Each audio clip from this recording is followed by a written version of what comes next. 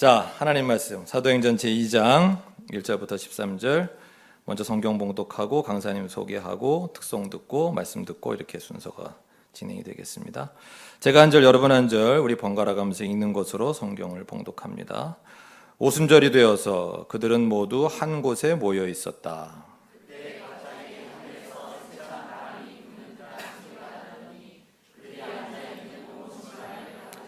그리고 불길이 솟아오를 때 혓바닥처럼 갈라지는 것 같은 혀들이 그들에게 나타나더니 각 사람 위에 내려앉았다.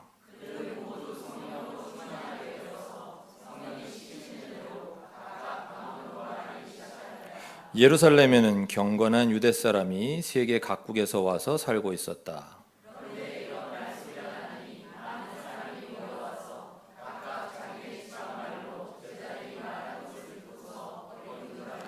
그들은 놀라 신기하게 여기면서 말하였다. 보시오, 말하고 있는 이 사람들은 모두 갈릴리 사람이 아니오.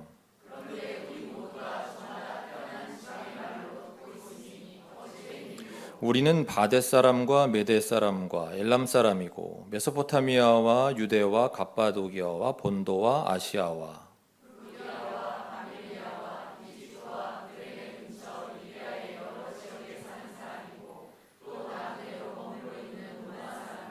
유대 사람과 유대교의 개종한 사람과 크레타 사람과 아라비아 사람인데 우리는 저들이 하나님의 큰 일들을 방언으로 말하는 것을 듣고 있어.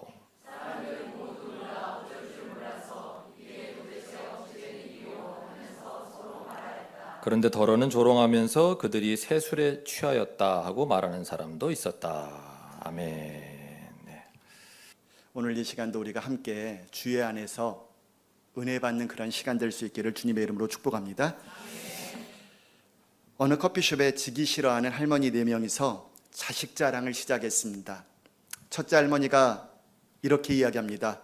우리 아들은 가톨릭 신부인데 사람들이 우리 아들을 보고 귀하신 분 한다고. 그랬더니 두 번째 할머니가 이렇게 얘기해요. 우리 아들은 추기경인데 남들은 우리 아들보다 보고서 거룩한 분 그렇게 이야기한다고. 그랬더니 세 번째 할머니가 질 수 없다는 듯이 이렇게 합니다. 뭘 그 정도 갖고 그래. 우리 아들은 교황이야. 우리 아들 보고 고결한 분 그렇게들 이야기한다고. 우리 아들보다 더 높은 그런 자식 없지? 그랬더니 마지막 할머니가 이렇게 얘기합니다. 다 집어쳐. 우리 아들은 쇼다리에다가 얼굴은 곰보고 거기에다가 엄청나게 뚱뚱해. 근데 사람들이 우리 아들을 보면 이렇게 얘기해. 오 마이 갓.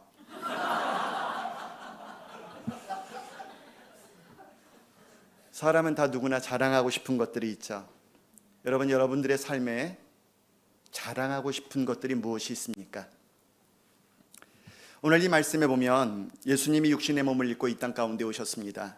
그리고 우리의 죄를 위해서 십자가에 죽으시고 부활 승천하시면서 너희들이 성령이 임하기까지 기도해라 라고 말씀하셨어요.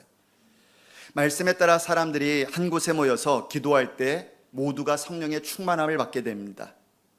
그런데 제자들이 성령의 충만함을 받기 전에 보면 예수님이 하시는 일에 집중해요.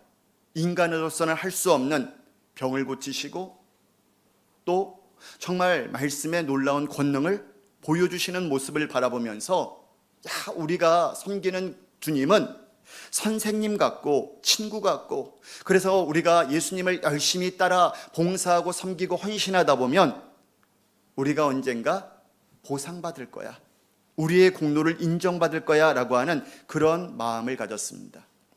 그런데 그렇게 주님과 3년 동안 동거동락했지만 자신들의 생각과 신념과 열심을 가지고 믿을 때 어떤 일이 생겼는가 하면 어려움이 생기니까, 위기가 닥칠 때 어떻게 했나요? 주님을 부인해요. 다 삶의 터전으로 뿔뿔이 다 돌아가 버렸습니다. 여러분, 오늘 말씀에도 성령의 충만함이 임했다라고 이야기해요. 성령의 충만함이 뭔가요? 원어적인 의미를 보면 가득 찬 상태를 이야기합니다. 즉 성령의 충만함은 내 안에 성령이 가득해서 어떤 다른 생각도 전혀 침범할 수 없는 그런 상태예요. 즉 성령에 사로잡힌 바 되면 어떻게 됩니까? 성령의 원하시는 일들을 감당하게 된다라고요. 그분이 주시는 마음대로 순종하게 되어 있어요. 오늘 여러분들이 예배하는 모습을 바라보면서 여러분 안에 성령의 충만함, 오늘 그분의 주시는 은혜가 있기에 이 밤에 모여서 함께 기뻐 찬양하고 춤을 추고 함께 말씀을 듣고 함께 예배할 수 있는 그러한 귀한 은혜의 삶을 살아가게 되어진 줄 믿습니다. 지금까지 한국교회가 그랬잖아요. 참 힘들고 어려울 때 성령의 충만함이 있었어요. 불같은 역사가 있었어요. 그러니까 그 가난한 가운데 병원에 갈 능력들이 안 되니까 어떻게 돼요? 기도하는 가운데 병고침을 받았다라고요. 기도하는 가운데 역사가 나타났고요. 문제를 해결받고요. 성령의 임재하심을 경험하는 그런 시간들을 가졌어요. 그러니까 짧은 기간 동안 교회가 얼마나 놀랍게 부흥했습니까? 성장했습니까? 그러니까 한국 교회가 자랑했던 게 뭐예요? 야, 각 교파별로 세계에서 가장 큰 교회가 한국에 있다라고 하는 것들 자랑했죠. 미국 다음으로 가장 많은 선교사를 보냈다. 우리가 이만큼 모였고 이런 일을 했고 우리가 자랑했던 게 얼마나 많아요. 그런데 코로나 팬데믹을 지내면서 여러분 오늘 우리의 실체가 뭘까요? 그렇게 자랑했던 것들은 온데간데 없고 오늘 우리의 현실적인 모습은 어떤가요? 교인 많이 줄지 않은 거, 재정 줄지 않은 거, 많은 일을 하고 있는 거, 여전히 그것이 우리의 자랑일까요? 여러분 코로나를 통해서 우리가 잃어버린 게 뭡니까? 계시록 1장 17절에 보면 반모섬에 유배되어 있던 세례 요한이 지금 요한이 예수님이 임하는 그런 장면을 보게 돼요. 여러분 지금 유배당했어요. 그런데 예수님이 영으로 찾아오셨다라고요.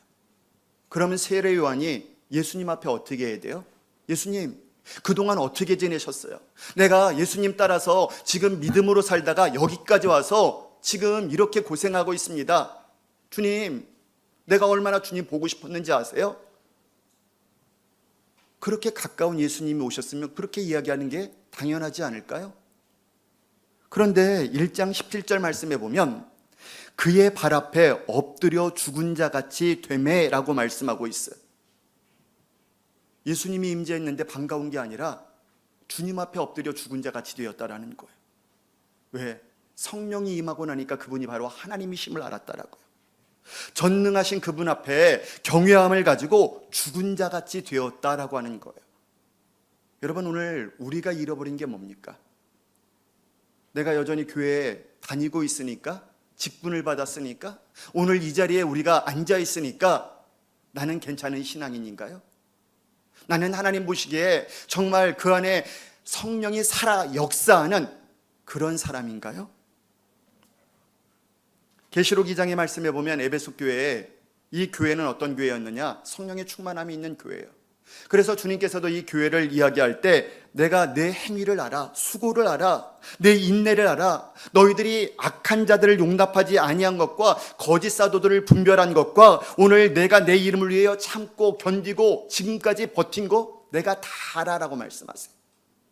그런데 주님이 뭐라고 말씀하시는가 하면 뒤에 너희들이 게으르지 않은 건 내가 다 알지만 내가 너희들 책망할 게 있어. 너희들이 첫사랑을 잃어버렸다라고 말씀하고 있어요. 여러분 오늘 우리가 잃어버린 게 다른 게 아니에요. 하나님을 향한 경외함을 잃어버렸다라고요. 오늘 우리가 첫사랑을 잃어버렸다라고요. 오늘 저는 정말 이 정암교회가 하나님을 경외하는 그 경외함이 살아있는 교회 될 수 있기를 주님의 이름으로 간절히 축원합니다. 여러분 첫사랑이 살아있는 교회가 될 수 있기를 바랍니다. 앞에서 서로 찬양할 때 사랑스러운 눈으로 바라보시고요. 정말 기쁨으로 그 찬양 가운데 은혜 받으셨던 그 첫사랑을 잃어버리지 않는 그런 성도들 될 수 있기를 주님의 이름으로 간절히 축원합니다. 오늘 하나님께서 교회들 가운데 믿음의 사람들 가운데 원하시는 건 다른 거 아니에요. 너희들 다시 예배했던 인원 회복해야 돼. 재정을 회복하고 선교를 하고 많은 일을 감당해야 돼. 하나님 그거 원하시는 게 아니라고요. 너희들 나를 향한 그 경외함을 회복해라. 오늘 너희들 내 안에 내 마음을 가지고 서로를 사랑하고 정말 그 사랑의 마음을 가지고 섬기는 그 첫사랑을 너희들이 회복해야 된다라고 말씀하고 있어요. 오늘 그것을 회복하는 것은 무엇을 통해 회복할 수 있나요? 우리가 성령의 충만함을 통해 회복할 수 있습니다. 오늘 그러면 성령은 어떤 사람이 받는가? 1절의 말씀에 보면 주의 말씀에 순종하는 사람들이 성령을 받을 수 있다라고 말씀합니다. 오순절날에 성도들이 다 같이 한 곳에 모였다라고 말씀하죠. 그런데 지금 이들이 이렇게 한 곳에 모인 이유는 오순절을 맞이해 절기를 지키기 위해 모인 게 아니라고요. 성전에 함께 모인 것은 예수님께서 승천하시기 전에 말씀하신 그 말씀에 순종하게 이들이 한 곳에 모여서 지금 하나님 앞에 기도하고 있다라고 하는 거예요. 주님께서 뭐라고 말씀하셨어요? 예루살렘을 떠나지 않고 내게 들은 바 아버지의 약속한 것을 기다려라 라고 말씀하셨습니다. 그러니까 지금 모이는 것으로 끝나는 게 아니에요. 모여서 뭐 했어요? 기도했다라고요. 여러분, 우리가 예배를 드린다라고 하는 거 다른 거 아닙니다. 모여서 그냥 우리가 찬양하고 말씀을 듣고 함께 헌금하고 그리고 돌아가는 게 예배가 아니에요.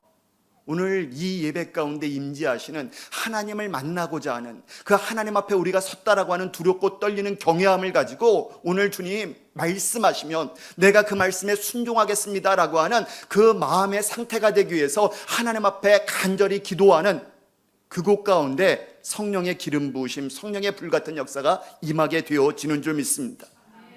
오늘 이들이 말씀을 믿고 순종해서 모이고 기도할 때 그곳에 성령이 임했다라고 하는 사실을 여러분 우리가 꼭 기억하면서 오늘 여러분들이 하나님의 말씀에 순종하고자 하는 그 순종의 상태가 되어질 수 있기를 주님의 이름으로 간절히 부탁드립니다.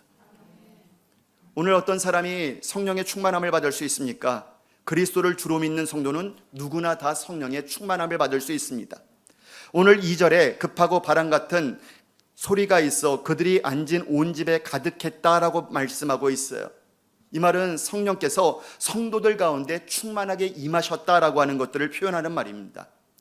구약에는 성령이 누구에게 임했느냐? 왕이나 예언자나 혹은 사사와 같은 그런 특정의 소수한 사람들에게만 성령이 임하고 역사하셨다라고요. 그것도 성령의 임재가 영원한 게 아니에요. 일시적인 것이었어요. 그런데 예수님께서 이 땅 가운데 오셔서 우리의 모든 죄를 대속하시고 죽으시고 부활하신 이후에 오순절날에 성령께서 그리스도를 믿는 모든 성도들에게 임했다라고 말씀하신 거예요. 오늘 이처럼 모든 믿는 성도에게 성령이 임하게 된 이유가 뭐예요? 예수 그리스도가 우리의 모든 죄를 대속하셨기 때문에 그래요. 여러분, 그 주님을 믿는 자들에게 성령을 주시겠다라고 약속하셨어요. 오늘 저는 이 정암교회 모든 성도들이 예수 그리스도를 나의 구주로 믿는 그러한 귀한 은혜가 있기를 주님의 이름으로 축복합니다. 또 어떤 사람들이 성령 받나요? 경건한 자들이 받는다라고 말씀하죠. 5절에서 8절의 말씀에 보면 각국에서 예루살렘에 모여든 그런 유대인들이 자기들이 태어난 곳의 방언으로 제자들이 말하는 것을 보고 듣고 놀라는 내용입니다. 지금 이들을 향해서 성경은 뭐라고 이야기해요? 경건한 유대인들, 경건한 이방인들이라고 표현하죠. 그런데 이 사람들은 어떤 사람들이냐? 하나님의 율법을 잘 지키는 사람들이에요. 하나님의 말씀을 헌신적으로 따르며 섬기는 자들입니다. 그 율법에 따라 절기를 지키기 위해서 먼 곳에서 자기 돈과 시간을 들여서 이 예루살렘에 모여들었다. 오순절을 지키기 위해 이 사람들이 이곳에 모여들었다라고 하는 사실을 통해서 이들이 얼마나 정말 경건한 사람들인지 우리가 알 수가 있어요. 그런데 오늘 말씀해 보니까 그 경건한 자들에게 성령의 역사를 보여주시고 그리스도의 복음을 진리로 듣는, 그래서 영생을 얻을 수 있는 기회를 주셨다라고 말씀하고 있어요. 저는 이 정암교회가 하나님의 말씀에 순종하는 경건한 자들인 줄 믿습니다. 오늘 여러분들에게 성령 강림, 그 모든 은혜를 사모하며 모인 모든 성도들에게 성령의 충만함이 임할 수 있기를 간절히 축원합니다. 그런데 오늘 이 말씀해 보니까 성령의 충만함을 받은 사람들이 어떤 별명을 얻었느냐? 오늘 성경에 보면 첫 번째, 새술에 취한 사람들이라고 하는 별명이 붙었어요. 사도행전 2장 13절에 또 어떤 이들은 조롱하여 이르되 그들이 새술에 취하였다 하더라라고 말씀해요. 경험해 보신 분들 알죠? 예, 끄덕이시는 분들은 경험해 보셨을 거예요. 술 취하면 어떻게 돼요? 평소에 가지고 있는 분별력, 판단력, 그런 자제력을 다 잃어버려요. 그래서 술 취함으로 말미암아 그 점잖던 사람들이 술자리에서 실수해서 그동안 쌓아 올렸던 모든 것들을 한순간에 잃어버리는 그런 일들을 보게 되잖아요. 우리가 성경에 술 취한다라고 하는 단어와 성령의 충만이라고 하는 단어는 같은 단어를 사용합니다. 그러니까 성령의 충만은 다른 게 아니라 내가 죽고 내 안에 사시는 그리스도가 역사하시는 거예요. 여러분, 내가 죽는 거예요. 내 안에 그리스도가 사시는 게 성령의 충만함이라고요. 오늘 예수 안 믿는 사람들이 바라볼 때 성령의 충만함이 임하니까 은혜 받은 모습을 바라놓으니까요, 얼굴은 벌게요. 그리고 이 사람들이 중언, 부언, 중얼중얼 하는데 알아듣지 못하는 그런 말들을 해요. 얼굴은 너무나 기쁨이 충만해요. 좋아서 견디지 못해요. 사실 이 별명은 좋은 별명이 아니죠. 그런데 오늘 믿지 않는 사람들에게는 술 취한 사람처럼 보이지만, 성령을 알지 못하는 사람들에게는 정말 주전뱅이처럼 보이지만, 오늘 은혜 받고 성령의 충만함을 입은 자들에게는 이런 감당치 못할 새로운 기쁨, 새로운 놀라운 변화의 역사가 시작되어지는 줄 믿습니다. 앞에서도 막 찬양하고 뛰시는데 제가 생긴 게 이런 것처럼 잘 그런 거 못해요. 목사님 저랑 비슷한 줄 알았는데 또 열심히 뛰시는 거 보면서 이 다르다. 근데 여러분, 이렇게 사실은 술 취하지 않고도 이렇게 잘 뛰세요. 우리가 무엇 때문에 그렇게 뛸 수 있어요? 내 안에 성령이 있기 때문에, 그분으로 인해 기뻐하는 마음이 있기 때문에 여러분 그러신 거잖아요. 저는 이 정암교회가 정말 성령의 충만함을 가진 그러한 귀한 교회와 성도들로서 계속해서 그 은혜가 지속될 수 있기를 주님의 이름으로 축복합니다. 오늘 성령의 충만함을 받으면 어떤 역사가 나타나느냐? 천하를 어지럽히는 자들이라고 하는 그런 별명을 얻게 됩니다. 사도행전 17장 6절의 말씀에 보면 바울과 실라가 데살로니가에 가서 복음을 전하는데 거기에 사는 유대인들이 시기에서 고발을 합니다. 그 고발장에 뭐라고 기록되어 있는가 하면 이 자들은 천하를 어지럽히는 자들이라고 이야기해요. 이 말은 혁명이라고 하는 그러한 단어를 사용했습니다. 오늘 이 사람들이 섬에 들어오니까 섬이 발칵 뒤집히는 거예요. 믿지 않는 사람들 가운데 정말 복음을, 성령의 충만함을 가진 사람들이 들어가기 시작하니까 그 사람들의 삶에 막 변화가 일어나기 시작하는 거예요. 여러분, 이 세상을 주관하는 존재는 어떤 존재예요? 마귀라고 하는 존재예요. 그런데 그 속에서 살아가고 있는 성령 받지 못한 그런 육신의 사람들의 눈에 보면 지금 성령이 임하니까 어떤 역사가요? 귀신이 떠나가는 역사가 나타나요. 마귀의 역사가 깨어지는 그런 일들이 일어나요. 어둠의 영이 떠나가는 역사가 나타나요. 하나님의 나라가 그 가운데 임하는 그런 것들을 바라보니까 믿지 않는 사람들의 눈에는 뭐예요? 세상을 어지럽히는 그런 것들처럼 보인다라고요. 여러분, 믿지 않는 가정에서 예수 믿고 은혜 받으면 그 가정에서 뭐라고 얘기해요? 저거 예수 믿어가지고 우리 가정 발칵 뒤집혔다고, 난리가 났다라고 그렇게 얘기해요. 왜? 믿지 못하니까, 믿지 않으니까, 영적으로 보지 못하니까 꼭 다 뒤집고 엉망 만들어 놓는 것 같아요.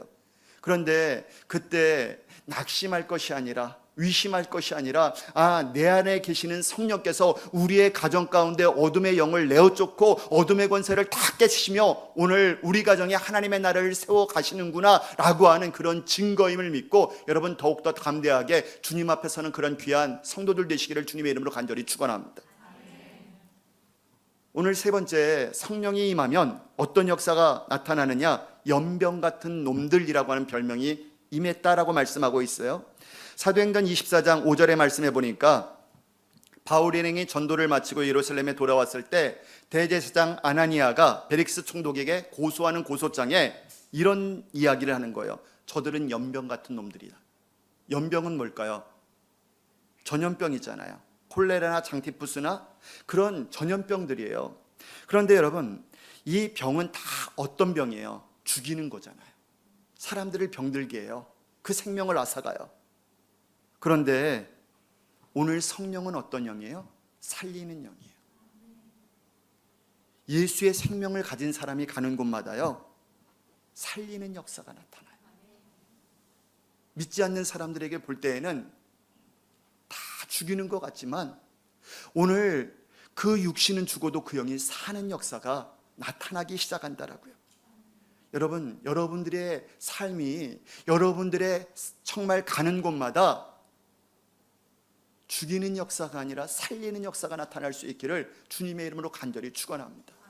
누구든지 이 정암교회에 왔을 때요, 자신의 모습들이 다 드러나도, 그 실체가 드러나도 그것 때문에 상처받고 그것 때문에 두려워하고 그것 때문에 떠나가는 역사가 아니라 오늘 여러분들은 성령 살리는 영이 있기 때문에 그 사람들이 다 인정받고 사랑을 받고 그러면서 내 있는 모습 그대로 다 드러난다 할지라도 오늘 다시 한번 그 성령의 충만함을 통해 여러분이 가지고 있는 그 살리는 영을 통해서 그 영혼이 살아나는 역사가 오늘 이 교회 가운데 임할 수 있기를 주님의 이름으로 간절히 축복합니다.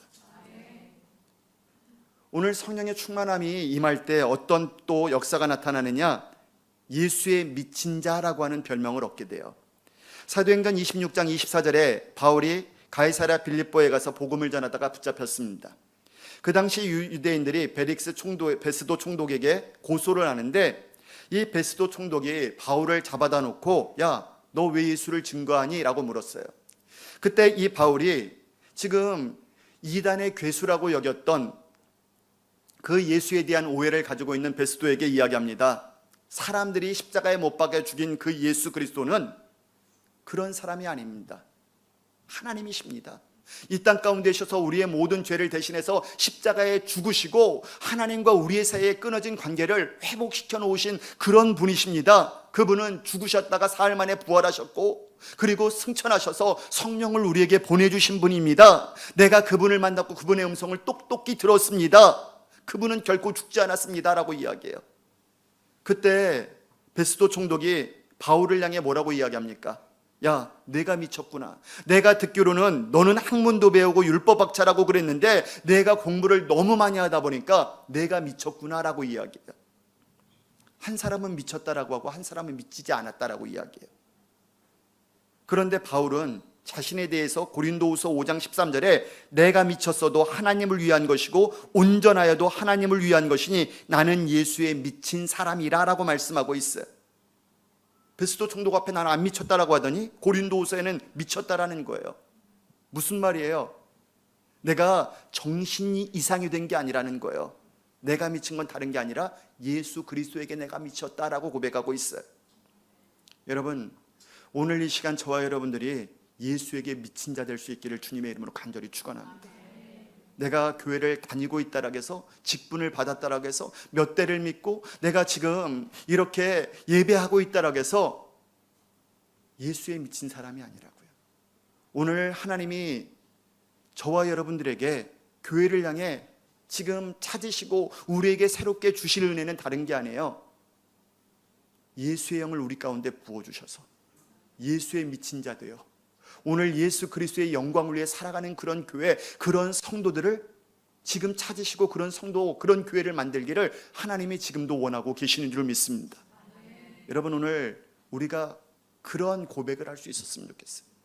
이 정한교회, 우리 교회는 정말 너무너무 전원교회 같고 옆에 산책로도 있고 너무너무 아름다운 교회고 젊은이들이 많은, 젊은 분들이 많은 모인 그런 교회다. 그것이 아니라 우리 정함교회는 예수에 미친 사람들만 있다라고, 오늘 예수 그리스도밖에 모르는 사람들밖에 없다라고 그렇게 고백할 수 있는, 그것이 자랑되어지는 그런 교회와 성도들 될 수 있기를 주님의 이름으로 간절히 축복합니다. 오늘 우리가 성령의 충만함을 받으면요, 마지막으로는 그리스도인이라고 하는 그런 별명을 얻게 되죠. 사도행전 11장 26절에 안디옥에서 비로소 그리스도인이라 일컬음을 받게 되었더라 라고 말씀해요. 지금 이 안디옥 교회 교인들이 스스로 우리는 그리스도인이다 라고 이야기하는 게 아니에요. 이 역시도 이방 사람들, 하나님을 모르는 사람들이 이 안디옥 교회 성도들을 바라보니까 예수의 전문가라는 거예요. 예수님에 대해서 달달달 외우고 있는 사람이라는 거예요. 예수 믿는 사람들이 모여있는 그런 그룹들이라는 거예요. 그래서 그들을 그리스도인이라고 하는 별명을 지어 주었어요. 여러분들은 누구에 대해서 전문가세요?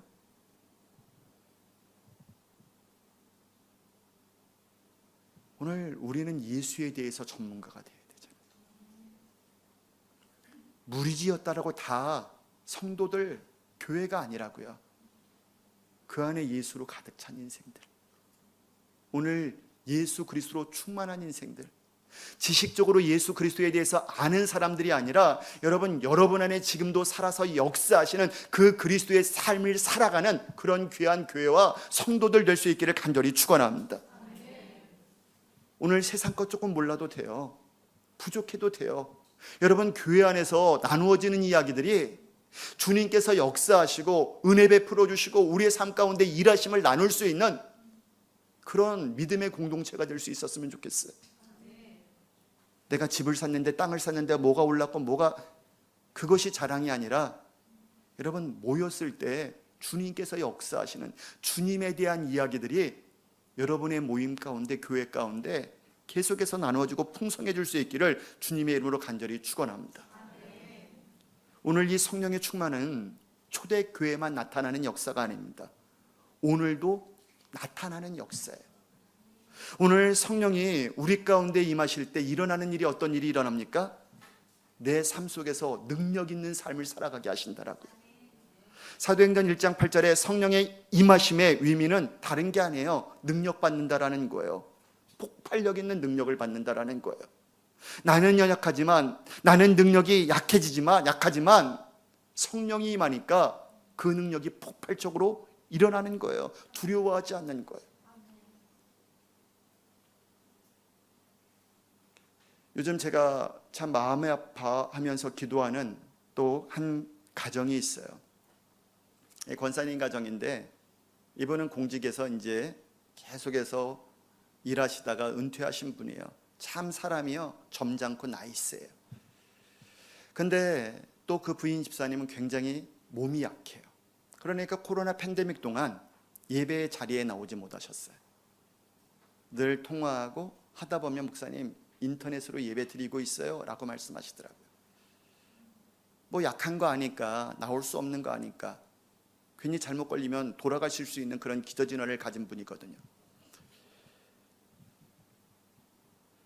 근데 얼마 전에 이제 만나서 대화하고 또 그분들 고민을 상담하다 보니까 가정이 깨어질 위기에 있는 거예요.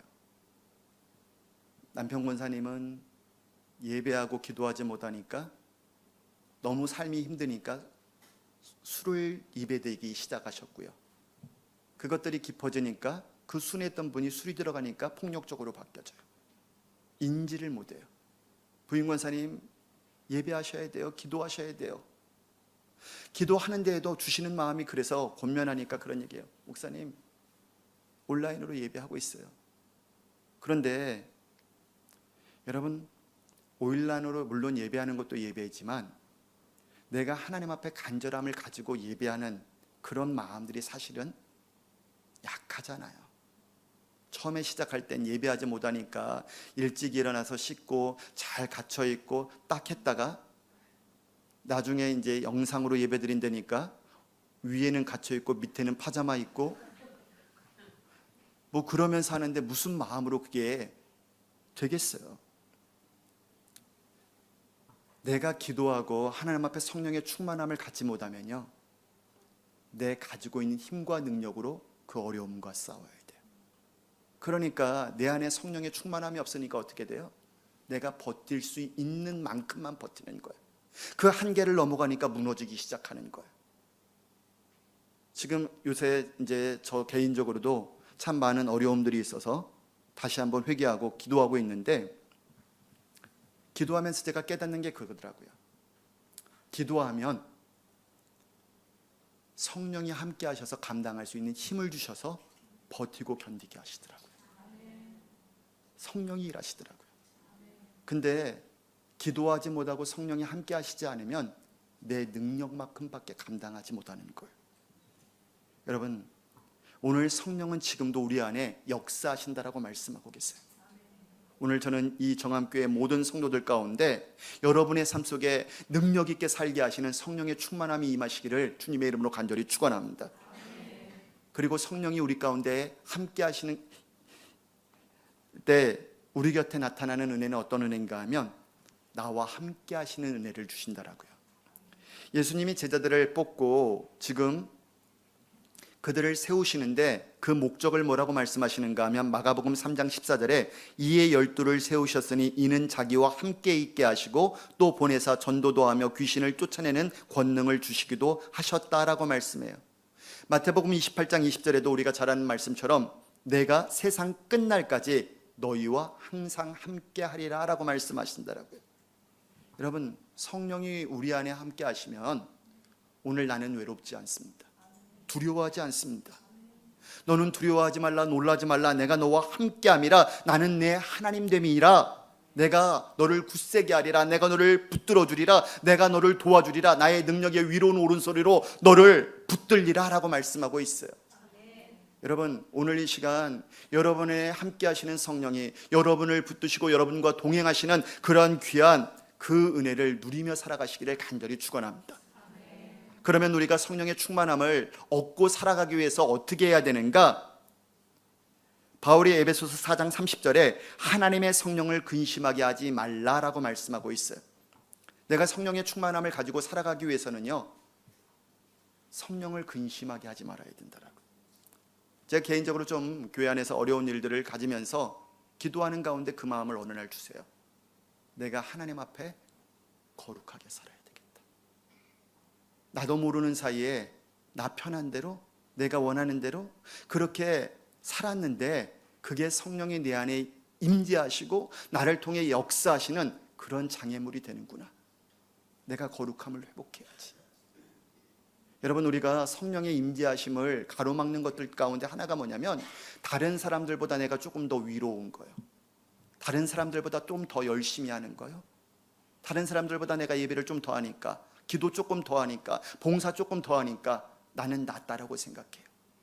그런데 여러분, 오늘 우리가 성령의 임재하심이 우리 가운데 있게 하기 위해서는 내가 하나님 앞에 막혀 있는 것들, 내 연약하고 죄악된 모습들을 발견하는 거예요.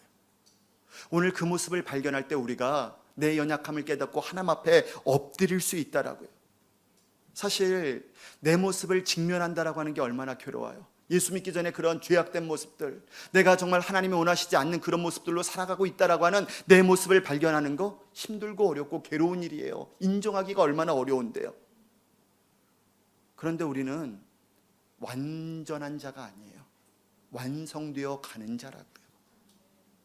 인정하면 주님이요, 책망하는 게 아니에요. 그래, 내가 너 알아. 너 염려하지 마. 두려워하지 마. 내가 너를 도와줄 거야. 내가 내 죄악됨과 연약함과 오늘 그 나를 향한 경외함, 그 첫사랑을 다 잃어버린 거 내가 알았으니 됐어. 내가 이제 너를 도와줄 거야 라고 말씀하신다라고요. 여러분, 오늘 우리가 예수 그리스도를 믿음에도 불구하고 왜 염려하고 걱정하고 두려워하고 내 마음에 평안과 기쁨이 없는지, 내가 왜 이렇게 하나님 앞에 초라하게 살아갈 수밖에 없는지 오늘 자각하는 시간 될 수 있기를 간절히 축원합니다. 중요한 건 내가 자각하고 회개하면 되는 거예요.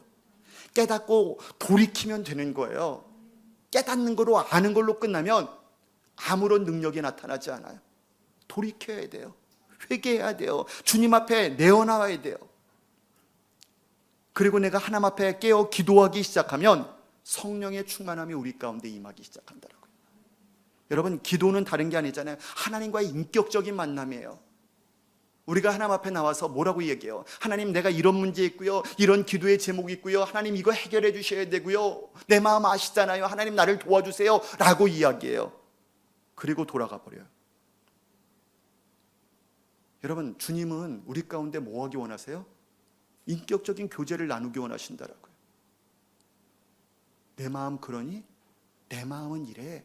듣기를 원하신다라고요. 내가 그분 앞에 응답받기 원하십니까? 말씀에 순종하고자 하는 상태가 되어지면 성령의 충만함이 그 기도의 응답이 여러분 가운데 임하게 되어지는 줄 믿습니다. 순종한다라는 뭐예요? 내가 내 주도권을 내어드리는 거예요. 주님 말씀하시면 내가 원하고 바라는 일이 아니라 할지라도 내가 주님의 말씀에 순종하겠습니다 라고 하는 그 상태가 되어지면 오늘 성령께서 역사하셔요. 저는 오늘 이 밤에 우리가 함께 기도할 때 여러분 내 모든 것들을 주님 앞에 내려놓는 시간 될 수 있기를 합니다. 주님, 내가 주님 앞에 바르게 살고 싶고요. 성령의 충만함을 내가 입으며 살고 싶고요. 주님의 인도하심을 받으며 살고 싶어요. 그런데 주님, 내 마음대로 내 능력대로 되어지지 않아요. 하나님, 오늘 이 밤에 예수 그리스도의 십자가의 보혈을 통해서 오늘 그 십자가의 능력을 통해서 나를 새롭게 해주시고 온전케 하시는 그러한 귀한 은혜를 허락해 주세요 라고 우리가 기도할 수 있기를 바랍니다. 내 안에 계시는 성령께서는요, 나 때문에 슬퍼할 때도 계세요. 아파하세요. 또 기뻐하기도 하세요. 오늘 나와 함께 하시는 그 성령의 임재하심을 우리가 다시 한번 바라보면서 오늘 이 밤에 우리 같이 함께 찬양하고 함께 기도하는 시간 갖기를 원합니다.